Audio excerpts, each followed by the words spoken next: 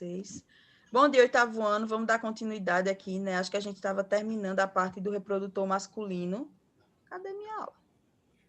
Tomara que a internet não caia. Caiu no 9º ano, mas graças a Deus voltou ainda. Oxi, Tá ruim, o sinal tá vermelho, senhora. tá ruim ainda. Tá, o sinal tá bem vermelho embaixo. Fica aparecendo. Gente. Tomara, eu já tô gravando para com medo de acontecer alguma coisa. Justo quando a pessoa mais precisa. Vamos lá, deixa eu dar uma passada. Aí a gente começa a falar. Tem muitos slides, né, nesse assunto aí. São quantos mesmo? Tem, mas muitos são de figurinhas, tá certo? São 20? São 20 e poucos. 20 e poucos, mas são de figurinhas, muitos. Então, algumas coisas que acontecem com os meninos, né? Engrossamento da voz, alargamento dos ombros, o crescimento acentuado. Aí eu falei que dava para perceber isso na maioria de vocês, né? As ejaculações normalmente noturnas. O cheiro de suor que fica muito mais forte, a nossa mãe já fica logo assim para o menino. Fulano, tome banho. Fulano, vou comprar um desodorante para você. No subaco, professora. Na axila. Cheirinho no subaco, na axila. Aí a mãe já compra aquele axizinho de homem no mercado, já vai para a mulher que vende Avon e vai, olha, o meu menino tá virando um homem, rapaz, já pega aí um desodorante que ninguém tá aguentando mais aquela criatura em casa. E a farda do colégio, né, essas fardas assim são terríveis, porque esse material não respira muito, então fica pior ainda, então o menino começa a se preocupar muito em usar desodorante. Aí vem aquela linda fase que os meninos usam litros de perfume. O Pedro, mesmo na infância, já usava litros de perfume. Pedro é um caba que gosta de uns perfumes caros, né? É melhor o Guafazema. Guafazema é A ótimo. pessoa sabe que o Pedro tá chegando na escola pela escada, já começa a sentir o cheiro Pedro de era humor, um por de dia. essencial. Olha, isso aí é o Pedro. Ele só usa só perfume importado. É perfume carão que ele gosta. É. Ele tá na aula, Pedro. Eu tenho um mau cheiro horrível. Eu também, viu? Passei muita vergonha na escola, porque parece que o dono demora muito para sentir o próprio cheiro. Aí minha mãe falou, minha filha, vou comprar um desodorante de adulto Do para você. Jonathan mesmo. O Jonathan. Às 6 da manhã. Homem, menino tem um cheiro muito forte por causa da testosterona, mas mulheres, algumas têm também por fatores genéticos. Aí eu tinha. O meu pai tá nessa fase até hoje, então vocês são perdidos. De tomar banho de perfume. Homem gosta muito de usar muito perfume. Mulher gosta de perfume, mas a mulher, ela tem eu sinto que ela tem um controle natural de colocar a quantidade certa. A maioria das mulheres, a minha irmã não. Eu peguei uma alergia terrível a perfume Professora, eu por não causa gosto da muito Thaís. de perfume. Eu Mas tenho eu alergia. gosto. Meu irmão me mata. Eu tenho alergia a perfume. Eu tuço por causa da Thaís. Ela ia trabalhar mais cedo do que eu. Meu horário era de 7h30, dela era de 6h30. Aí ela botava um perfume muito forte que a minha mãe vendia e eu tinha alergia. Mesmo assim, a minha mãe ela usava sabendo que me matava. E eu peguei uma alergia muito forte a esse perfume. A Thaís usa perfumes muito fortes, sempre usou. O meu irmão também. E eu uso perfume infantil aos 30 anos. É sério. A senhora O usa, perfume professor, de usar de Guafazema? dia é infantil e o meu perfume de usar de noite é juvenil. Eu não posso usar perfume de mulher adulta. Eu até tenho. Eu boto duas coisinhas e fico tossindo a noite toda. Mas eu uso porque ele é maravilhoso. E eu sou adulta e eu quero me sentir adulta, né? Todo o mesmo perfume. Aí eu uso, mas eu tenho uma alergia muito forte. O meu namorado também não pode estar usando os perfumes dele porque eu fico tossindo e é muito constrangedor. Então até ele tem que pegar leve. Senhora é alérgica a perfume? Tá? Perfumes que tenham muito aldeído, da parfum, né? Uma concentração muito forte do aromatizante, não é aromatizante que a gente chama, é essência, uma concentração muito forte, aí eu tenho alergia, então jamais poderia usar o Del Parfum, nem o Del Parfum infantil eu posso usar, porque o meu pulmão e a minha garganta, eles não aguentam, é como se fosse um gás tóxico para mim, tá entendendo?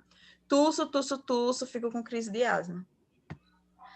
Aí meu desodorante, tudo meu tem que ter um cheiro mais suave, certo? Então, dificilmente eu vou chegar na escola, mesmo que eu tenha acabado de colocar perfume, vocês não vão sentir um cheiro muito forte daqueles perfumes maravilhosos, porque eu passo mal. Até se fecharem a porta da sala e um aluno tiver com um perfume muito forte, eu fico assim, até passar. Órgãos externos dos meninos, tá? A gente tem o pênis, que todo mundo conhece, e temos também a bolsa escrotal ou os testículos também, que todo mundo conhece. Tá certo? Ambos têm crescimento acentuado na fase da adolescência, tá certo? O pênis tem terminações nervosas, não tem osso nesse órgão, tá, gente?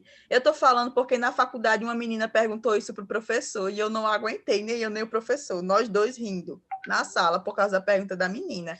Mas eu achei interessante, então eu botei na minha cabeça, quando eu for professora, eu sempre vou falar isso, para ninguém passar uma vergonha dessa na faculdade e perguntar se tem osso no órgão genital.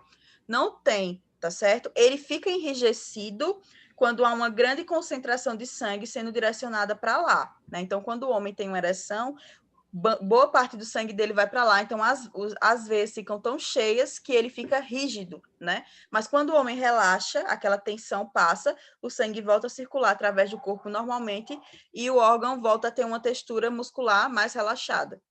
Então, ele não fica rígido. Já pensou se fosse de osso? Como ia ser complicado para o homem vestir uma calça jeans, uma cueca box, ia ser terrível, né? Ia ser terrível para a mulher também, né? Então, não tem osso, tem nervos, tem veias, tem músculos, mas não tem osso, ok? A glande é aquela extremidade, gente, que fica no final, é onde tem a maior quantidade de terminações nervosas, então é a parte mais sensível, é a parte da estimulação sexual. O prepúcio é uma pele que cobre o pênis. Algumas pessoas que têm uma doença chamada... Esqueci o nome da doença, não acredito. Esqueci o nome da doença. Ela é uma doença que o menino nasce com o pênis completamente encapado. É Acho que é fimose, né? Fimose. Aí o menino tem que fazer uma cirurgia que é muito rápida, vai lá no médico, ele faz um pequeno incisãozinho, um cortezinho na pele, e aí fica tranquilo, né? Uma circuncisão. Os judeus têm que fazer essa cirurgia assim que nasce, praticamente. Todo judeu, todo menino judeu tem que fazer essa cirurgia, mesmo que o menino não tenha fimose. Os judeus têm que arrancar a pele do prepúcio. Imagina. Acho que tem algum judeu nessa sala. É muito difícil ter judeu aqui em Alagoas, mas em Pernambuco tem bastante. Os meninos judeus que são praticantes do judaísmo têm que fazer esse ritual, tá certo? Tem o nome da doença no slide. Ah, obrigada!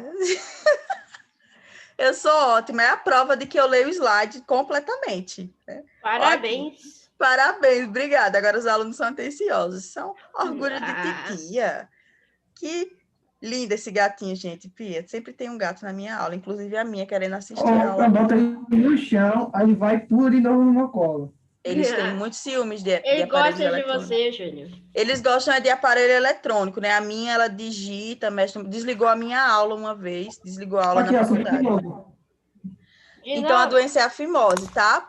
Prepulsa essa pele que protege a glande, né? Então, em alguns meninos, ela cobre... Ele é lindo, ele é um macho, né? Dá pra ver pela cara. Ela cobre todo o órgão masculino, em quem tem essa doença, tá? Inclusive, tem até uma sobrinha. E é responsabilidade da mãe ver nele ainda bebê para fazer a cirurgia o mais cedo possível, porque aí ele cresce normal. Se ele fizer já adulto ou mais velho, ele pode desenvolver infecções, ter problema na hora das relações sexuais. É um caso sério. Eu conheço pessoas que na vida adulta não sabiam que tinham fimose, né? E as meninas, as mulheres com quem ele se relacionou também não sabiam, né? São mulheres que não são curiosas, que provavelmente não prestaram atenção nessa parte, então não puderam ajudar seus parceiros. Então, ambos ficaram doentes porque desenvolveram infecções, porque não dá para higienizar bem, né? E aí a ejaculação fica resto de ejaculação, fica difícil de higienizar. Aí desenvolveram infecções quando foram parar no médico, o homem, né? Aí o médico falou: eu não acredito que você, nessa idade, não sabe que você tem fimose. E ele não tinha a menor ideia do que era. Né? Então, parece uma coisa boba, que a professora esquece do nome mesmo estando no slide, mas é uma coisa importante para homens e mulheres saberem, para que a gente possa ajudar no futuro alguém, né? Inclusive as mulheres que queiram ser mães. Se tiver um bebezinho, saber se o bebezinho tem ou não fimose, um bebezinho menino, né?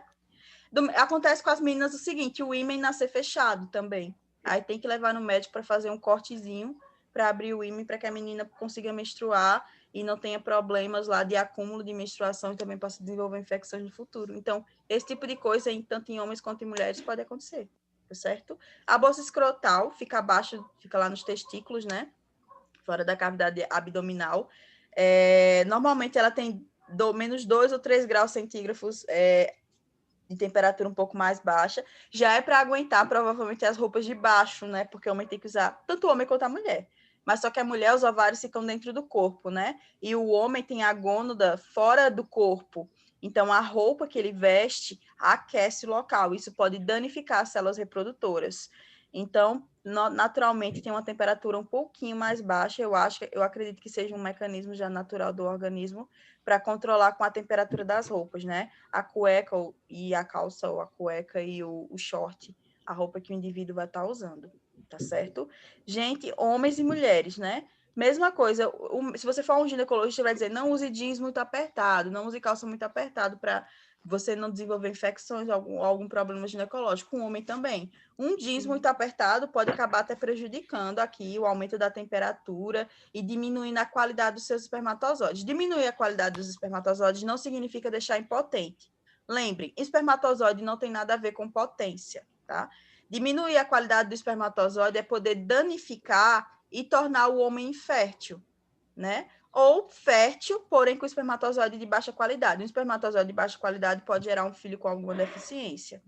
Então, podem usar calça apertada, mas usem no número certo de vocês, né? Não fiquem... Você usa 40, digamos. Eu só gosto, professora, que aperte a batata aqui embaixo e a perna aqui em cima. A coxa e a panturrilha, né? Mas no quadril, cuidado para não ficar muito apertado. Se for o caso... Não, professora. Eu fico sem respirar, fica muito apertado. Fica desconfortável e pode machucar seus futuros filhos. E ninguém quer isso, né? Ninguém quer, né? Nem o governo quer, nem você quer, né? Provavelmente você um dia terá vontade de ter um filho. Provavelmente, não é uma certeza, né? Mas provavelmente acontecerá. Então é bom proteger os seus filhinhos agora, tá? Aqui a gente tem um corte anatômico, tá? Da parte interna, olha aqui, os testículos, tá? Eles têm várias camadinhas de pele para proteção das células reprodutoras, tá? A pele do escroto é uma pele muito enrugada, muito elástica, para permitir movimento, né? Uma parte muito sensível, então é muito comum os homens sentirem muita dor. Então, tem aquelas brincadeirinhas na infância muito desagradáveis que podem gerar consequências seríssimas, né? De chute nos Países Baixos dos meninos. Não façam isso, tá, Maria, gente? a pessoa vai morrer quando leva um chute ali. Nem meninos e nem meninas. É uma parte muito delicada. Pode provocar um problema para o resto da vida. Conheço também uma pessoa que levou um chute na infância e um testículo subiu. E essa pessoa perdeu 50% da possibilidade de ter filhos. Ele não supera isso até hoje, tá certo? Foi na infância. Então, é importante vocês falarem isso para os irmãos mais novos, para os primos, para eles não terem esse tipo de brincadeira, né? As meninas, elas normalmente têm mais juízo, então elas não machucam nesse ponto. Mas os meninos, eles machucam. Isso aqui é muito grave, gente. É muito grave mesmo. É coisa de fazer uma mãe, um pai chorar de desgosto de ver o filho numa situação. É muito doloroso. E você pode acabar com a vida de uma pessoa, no sentido de deixar uma pessoa estéril. Já pensou? Você é uma criatura que deixou um indivíduo estéril, né? Enfim. Então, a gente tem aqui vários tecidos, tipos de tecidos, tá certo? A gente vai ter aqui um ductozinho, que quando o rapaz precisa fazer vasectomia, que é o próximo assunto, é cortado esse ductozinho. Então, ele continua ejaculando, continua tendo ereções normalmente, relações sexuais normalmente. No entanto, o espermatozoide não passa mais pelo pênis. Então, ele vai ejacular sêmen, que vem da próstata, mas é um sêmen sem espermatozoide. Então, ele não é mais capaz de engravidar uma mulher. Tem a relação normal, a mulher nunca vai saber se ele não contar. Acontece muito isso. Mas ele não vai ser mais capaz de engravidar ninguém caso ele decida optar pela vasectomia. Em casais está ficando cada vez mais comum, porque ela não traz nenhum dano hormonal para o homem. Ele continua produzindo a célula normal, ela só não é mais distribuída, né? Já a esterilização na mulher traz danos hormonais muito graves. Então, se for para escolher o casal não quiser mais usar métodos hormonais, é sugerido o método cirúrgico no homem, porque não há consequências para ele, já para a mulher, infelizmente, há. Envelhecimento, pode trazer uma menopausa precoce, problemas hormonais, pode dar errado e a mulher acabar engravidando, como não é difícil de acontecer, tá certo? Órgãos externos e internos envolvidos na reprodução. Os órgãos internos são os testículos. Ô, professora, mas dá para ver os testículos no menino? Não, vocês não veem os testículos, gente. Vocês veem o saco escrotal. O testículo está dentro do saco escrotal. É essa bolsinha aqui cheia de veias, estão vendo? Muito delicada. Então, ele está por dentro. Mas a gente consegue é um sinal de que ele está ali por perto, mas ele está por dentro do corpo, tá certo? Os testículos, eles têm produção de testosterona, né? São as gônadas, e produzem os espermatozoides. O epídimo, ele é um tubo e também serve para o armazenamento dos espermatozoides. As vesículas seminais, elas produzem uma secreção viscosa que facilita a sobrevivência desses espermatozoides lá no testículo, tá certo? É um líquidozinho que vai manter a temperatura, vai proteger dos choques mecânicos do zíper da calça, de sentar com muita força, de ter que fechar as pernas, né? Porque o homem tem um problema para fechar as pernas, mas parte desse problema é por conta do órgão genital, outra parte é falta de educação mesmo, né? Que tem homem que senta no banco que ocupa 2 espaços no ônibus. Por favor, né? A gente entende, mas nem tanto. Então, várias atividades do dia podem lesionar, então o corpo produz esse líquido para dar ali um espacinho e proteger os futuros filhos, os 50% dos futuros filhos de vocês, né? Porque os outros 50% vêm da futura mãe, tá certo? A gente tem a próstata, que é um órgão... A gente não, os homens.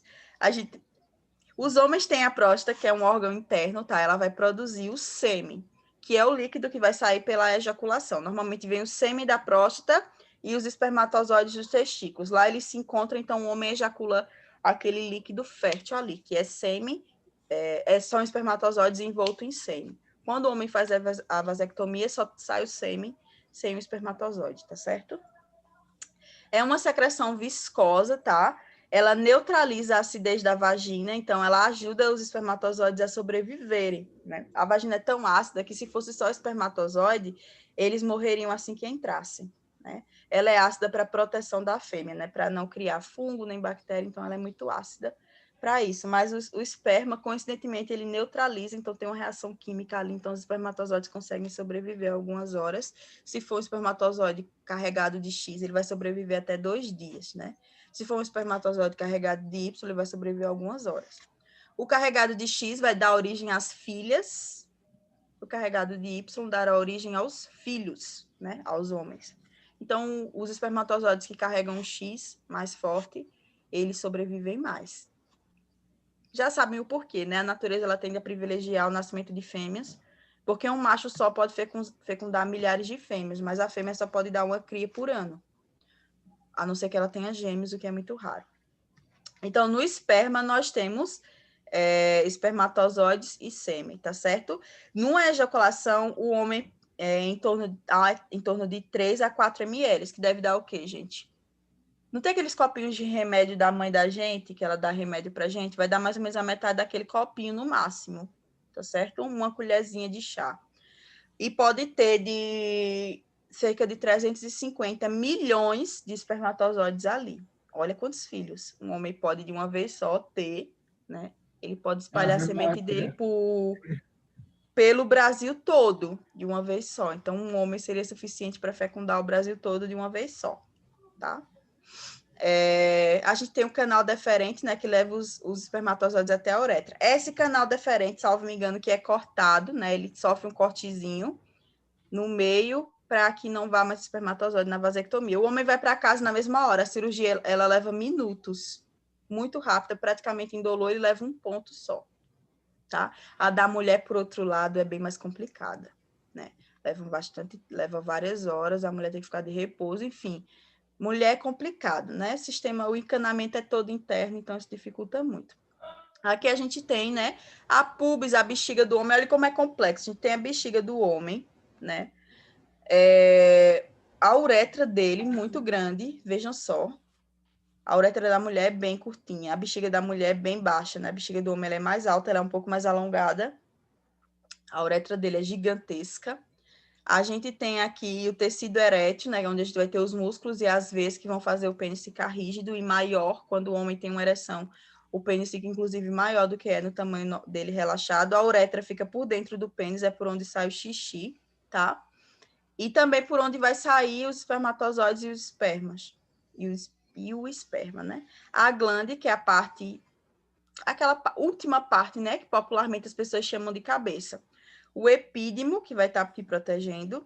Aqui a gente tem o testículo, em azul. O canal deferente, que será cortado, né, para vasectomia. Não é que ele vai ser arrancado, o médico vai fazer um corte assim, ó. Aí ele vai cicatrizar nessa ponta e vai cicatrizar nessa ponta. E isso vai impedir que os espermatozoides sejam conduzidos. Algumas pessoas dizem que é reversível, né? Por exemplo, o Bolsonaro disse que ele conseguiu reverter a vasectomia dele, né? Ele teve aquele monte de filhos homens, ele não queria mais ter filhos, porque ele era velho, ele se divorciava demais, não queria pagar pensão. Aí, ele casou com aquela moça, e quando ele casou com ela, ela era muito jovem, né? Comparada a ele, ela era muito jovem. Então, aos 30 anos, as mulheres querem ter filhos ainda, né? Então, ela pediu para ele estava muito apaixonado, e ele desfez a vasectomia, e aí teve essa última filha dele, que já é uma adolescente, praticamente. Tá certo? Aqui, ó, tá vendo essa faixinha vermelha? Deixa eu ligar meu laser. Essa faixinha vermelha é onde vai ter o corte. Não vai arrancar o tubo todo, tá, gente? Só vai fazer, literalmente, um cortezinho, pronto. Ali vai cicatrizar dentro do corpo do homem, o médico vai dar um pontinho do lado de fora e o homem vai para casa. Tranquilo, né? Pega um dia de atestado só, no outro dia já trabalha. Nas moças, né? Nas moças, a gente tem a produção de óvulos, de progesterona e estrogênio. E as características secundárias, né? Crescimento do peito, o crescimento do quadril. Então, a menina começa a ter um corpinho mais de violão, né? A cintura fica... Não é que a cintura da menina afina. A cintura da menina, ela se destaca, né? Porque vamos ter volume na parte de cima e vamos ter volume na parte de baixo. Isso se a gente tiver, as características genéticas para isso, porque nós sabemos que os corpos são muito diferentes. Então, tem meninas que, mesmo após a puberdade, vão ter um corpo mais retangular, porque a estrutura óssea dela é daquela forma.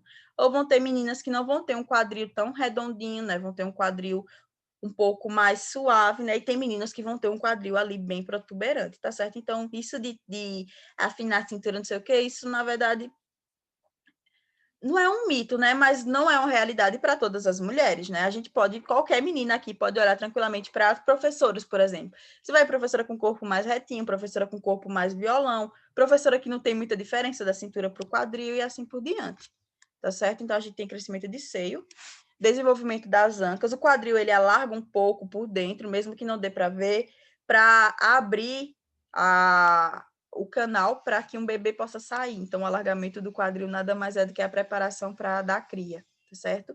O início da menstruação, né, aquele fluxo sanguíneo mensal que as meninas têm, que dura cerca de uma semana no máximo, né? E o crescimento delas é acentuado, porém ele cessa mais ou menos nessa fase. Então, que vocês tiverem a menarca, pouco vocês vão crescer dali por diante, tá certo? É basicamente mais ou menos o fim do seu crescimento, mas eu acho que as meninas crescem até os 15 anos, mais ou menos. Os médicos dizem que são até os 18, mas não tem não muita diferença depois dos 15. Dos hipidites, né? O quadril para dentro. Vai ser assim para sempre, é o meu caso, né? O hipidites é o quadril de violino. Ele tem um pouquinho, aí tem uma retrância e depois começa na parte de baixo. Diz o meu personal trainer que tem um exercício na academia que melhora. Eu duvido, não conheço ninguém que conseguiu reverter hipidites, porque é de osso, né, gente? Como é que a gente vai mudar o nosso osso? Mesmo que a gente desenvolva o músculo, acho difícil desenvolver só nessa parte aqui da curvatura para dentro, né? Eu tenho, e na adolescência isso me estressava muito, eu chorava muito. Primeiro que era muito, muito magra. Aí depois eu relaxei com isso. Aí hoje eu uso roupas que favoreçam, né? Que disfarcem essa falta de... É como se o quadril era para ser assim, né? Redondinho. E quem tem hipidites, ele começa, aí entra um pouquinho para dentro, é um pouquinho, é uma besteira, mas incomoda a dona do quadril. E depois ele começa de novo na parte de baixo, como um violino. E isso é irritante, né? Mas é a vida, é uma questão óssea. Mas às vezes, quando a gente engorda, aí é preenchido por gordura, né? O meu preencheu um pouquinho de gordura. Aí eu não sei se eu preferia isso ou ser um pouco mais magra. Vamos terminar aqui nessa parte, tá certo? Órgãos externos e internos do genital feminino. O externo é a vulva, tá? Aquela parte externa dos grandes e pequenos lábios não se chama vagina, gente. Vagina é um canal. Exatamente. Quando eu não sabia o nome, eu também não me incomodava essa questão do quadril. Mas quando eu aprendi, começou a me incomodar. Na verdade, ficava pior para mim quando eu usava saia. Eu sou evangélica, né? Então, por muito tempo, era proibido para a gente usar calça jeans. Eu só comecei a usar calça jeans na universidade, que era obrigatório fazer as aulas de calça jeans. Então, eu comecei lá. E eu senti que ficou menos ruim de calça, né? Mas de saia era horrível. Eu me sentia muito mal, então eu comprava modelos bem específicos para disfarçar isso, né? O pessoal falava que o meu quadril era baixo. Não é que o meu quadril é baixo, o meu quadril é dividido, né? Mas hoje em dia eu sou adulta, tô nem aí, e aprendi a viver com isso, porque não é uma deficiência, é só uma característica peculiar. Voltando aqui. A parte dos lábios das meninas, tá? A parte que fica de fora, a gente chama-se vulva, tá? Vulva. A vagina é a parte de dentro. E os lábios se chamam lábios, tá? A gente tem grandes e pequenos lábios, que são dobraduras de pele para proteção da parte interna, né? Para evitar que entre fungo, poeira, bactéria. Então, a vagina, ela se protege muito, né? O corpo feminino, ele se protege muito, até porque é muito complicado tratar uma fêmea, tendo em vista que todo o nosso aparelho, ele é interno. Então, o tratamento é chato, então o próprio corpo tem mecanismos de autodefesa. Essas dobras de pele, elas servem para proteção, né? Elas facilitam também a lubrificação. Mulheres são constantemente lubrificadas, também para proteção, tá certo? Para não ter atrito, né, para que a mulher ande tranquilamente sem facilitar a proliferação de micro-organismos ali, tá certo? Temos uma parte que fica bem aqui, na ponta dos lábios mais internos. A mulher tem lábios mais externos e lábios mais internos. Na pontinha, em cima da uretra, vai ter o clitóris, que é uma bolinha cheia de terminações nervosas, tá certo? Que dão prazer sexual, parte dela. Na verdade, a mulher pode sentir prazer sexual com qualquer parte, praticamente qualquer parte do corpo dela, e até com o próprio canal vaginal, mas aqui é uma das partes mais sensíveis do corpo, né? Por conta da grande quantidade de terminações nervosas. O homem tem a glande, então a cabeça do pênis do homem é a parte do órgão genital dele que tem mais terminações nervosas.